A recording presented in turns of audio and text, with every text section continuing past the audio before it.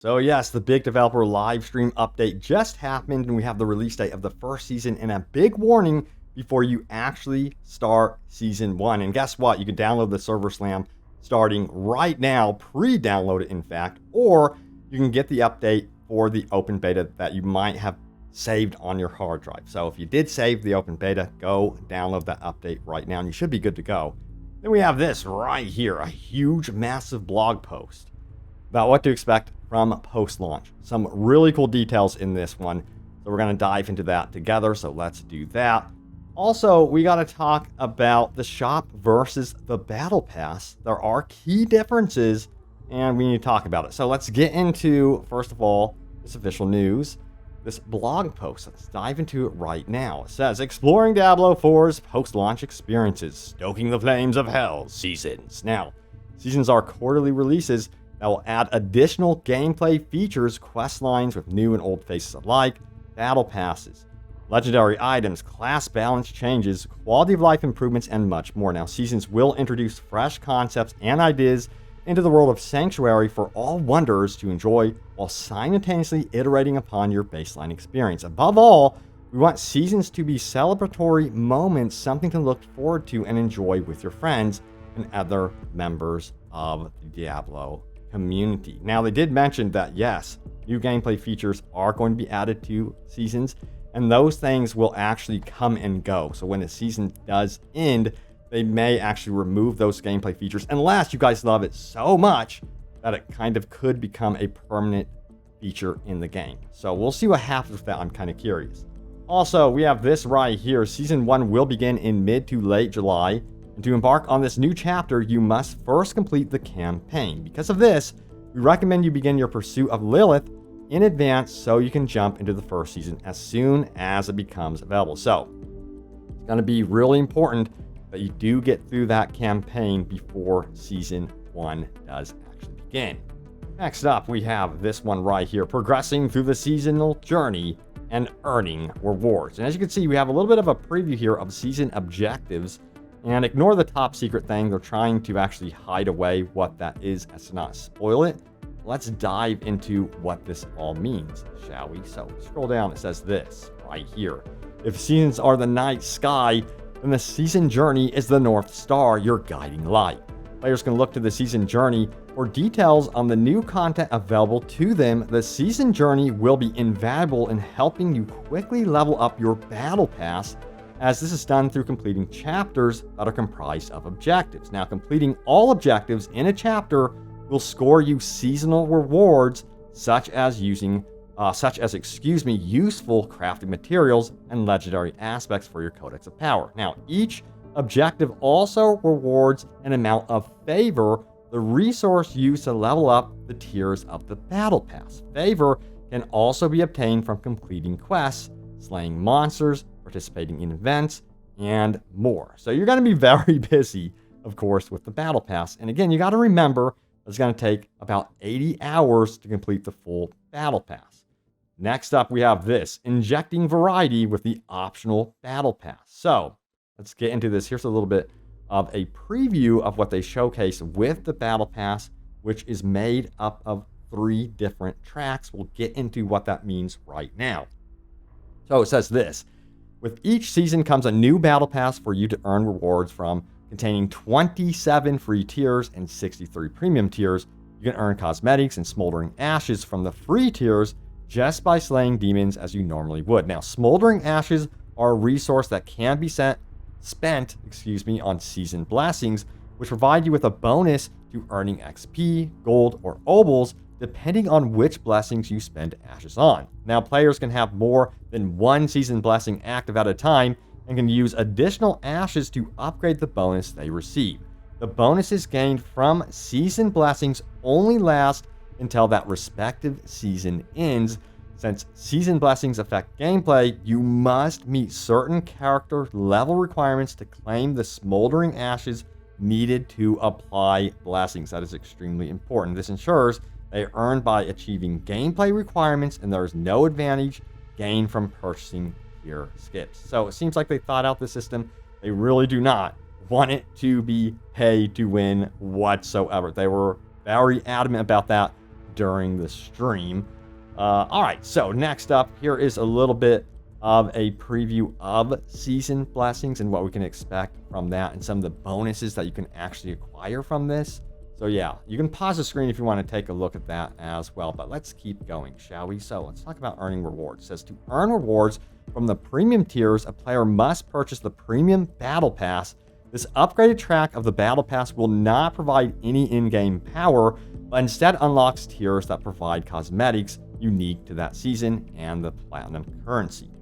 Platinum can be spent in the shop to acquire new cosmetics that sculpt you into the wonder you wish to become, or put towards the purchase of future battle passes. Platinum can only be acquired using real currency such as USD. Now, overall, there are 3 versions of the battle pass available: the free battle pass, simply called battle pass; the premium battle pass, which will cost 1,000 platinum, I believe it's like $10, and the accelerated battle pass, which includes all perks of the premium battle pass, 20 tier skips, the Wings of Kratos moat, and will cost 2,800 platinum. And that's going to be about $25 US right there. Now, let's keep going. We have this one, reinforcing your character's fantasy, the shop. This is where it gets interesting, the shop and the battle pass. It's kind of like they're facing off against each other, I guess you'd say. So it says, through slaying demons across Sanctuary, you can acquire hundreds of transmogs, weapons, and pieces of armor, including dozens of armor sets,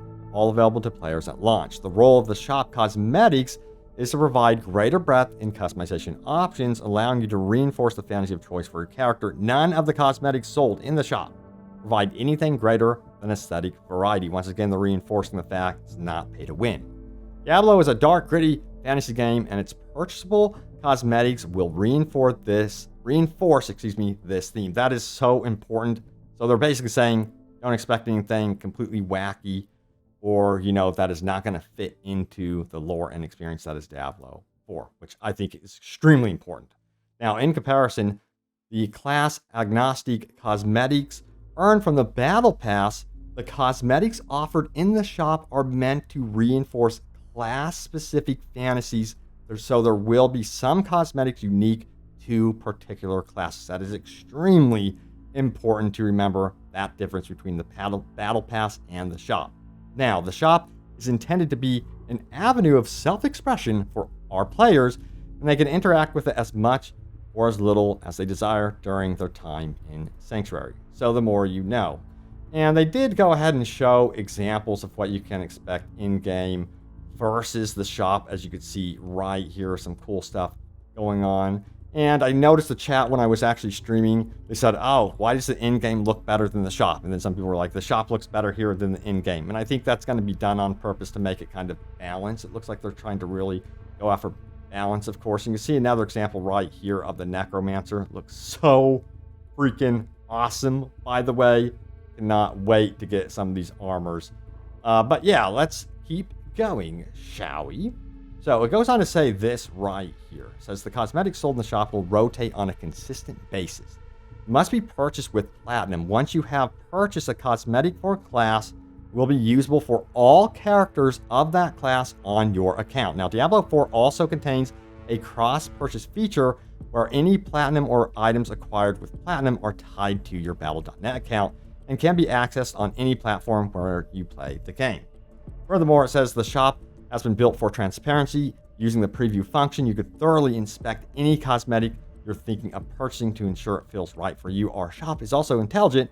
Using your playstyle and aesthetic preferences, it will recommend cosmetics that support the wonder you become. So yeah, it seems like things will be coming in and out of the shop, but most notably things that do disappear from the shop will be returning in rotation often. That is super important, I will say.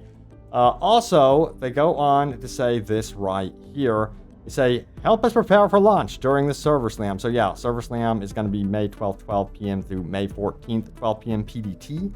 Again, go for it. Download it right now. Pre-download it so it's all ready to go. Of course, I would expect there to be hiccups during the actual launch of the Server Slam. And of course, the launch of the game. They're going to try their best to actually avoid that, but I would not hold your breath. I would expect it to be rough on that first day, especially with the Server Slam. All right, so they did give additional details in the live stream that were not available here in this blog post. So let's go ahead and talk about it. They talked about aspirational challenges. Well, they wanted to build upon the in-game with seasons with these aspirational challenges. New bosses, major encounters, and new dungeons will be added season from season. I'm more curious about the major encounters because this sounds like they want to do more stuff like the Butcher encounter. So that's what I'm assuming major encounters would mean. So I would expect some new wild characters to appear potentially. I'm speculating, of course, but yeah, that's what it seems to be here. Now, they also want to decide whether or not they're going to be keeping some of these new things around forever, or if it will return every, 3 seasons or what have you. But if it's popular enough, if you guys love some of these features, then they might actually become permanent within Diablo for beyond just seasons. Now, they also talk about managing expectations. Season 1 and 2 will not have leaderboards out of the gate, but they hope to provide leaderboards in the future, but they're working on it, and that's all they have to say about that one. But do not hold your breath with that. That sort of thing seems to be coming after launch. All right, they did talk about something called the pre-season, and that is before Season 1 starts. There will be a smaller shop during this period, despite there not being a season or battle pass out of the gates. Now, Season 1 will then provide those things, of course, but yeah, do expect a smaller shop to be accessible in the pre-season. You can also dye everything from the shop, your gear, and mix and match any armor pieces from the shop with the gear you found in the open world. So I thought that was pretty cool to know as well. Now, if you get the battle pass late, and will you get those rewards retroactively? That was one of the big questions. So your season journey will also be calculated as you are playing and will retroactively know that you deserve those rewards once you get involved with the battle pass and the seasons. Now, there will also be seasonal quest lines. Narrative beats in seasons will not be used to expand the actual story from the campaign. Instead, leave that up to the expansions. They will be providing the actual sequel content, I guess you would say, to the narrative experience of the core game. However, when it comes to quest lines within seasons, they're going to be their own thing. They're going to be very separate. You're not going to be required to actually understand the story from the actual main experience. Now, Altars of Lilith will not be moved from season to season. They talked about pranking, of course, players and potentially doing that, but no, they plan on just keeping them as is. Now, chapters and favors you earn in a season when you die in hardcore mode will still remain on a new character creation in hardcore mode. So that's extremely important to know. It's just that you're going to lose everything on your character if you die in hardcore. They did mention that when you skip the campaign, you actually start in the town versus the cave. So I guess that's somewhat noteworthy right there. But yeah, thank you all who actually sat in on the stream. Of course, I had a blast talking with you all. It was a good time. I really do want to stream actually a little bit more. Maybe it might become a permanent thing. We'll have to wait and see. But thank you all again for all the love and support. Stay tuned for more Diablo 4 videos and open world gaming goodness. And I will see you all next time. Take care.